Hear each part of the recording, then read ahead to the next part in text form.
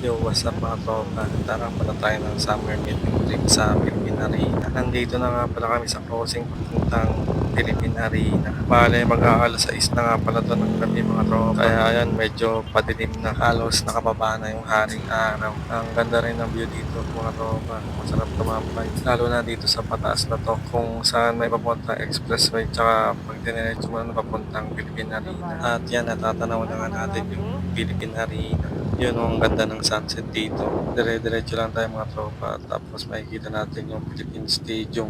Tapos kakanan tayo dyan. Tapos makikita natin dyan yung malaking UFO. Ay, joke lang mga tropa. Yan na pala nga yung Philippine Arena. Malapit na.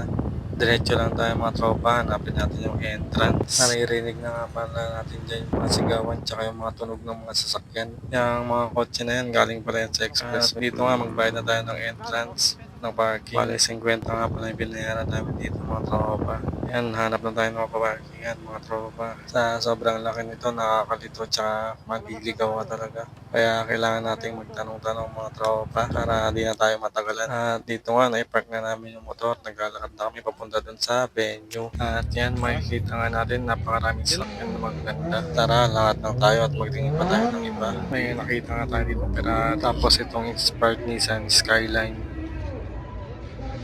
Tapos meron ditong Mazda Miata.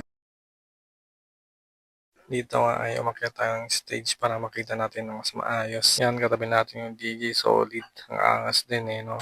Dito nga inaantay natin magsimula yung car drift demo mga tropa. At yan, nakalinya na sila. Dito nga ay nag-umpis na at napakausok yan mga tropa. Halos wala ka na makita tapos ang sakit talaga sa ilong.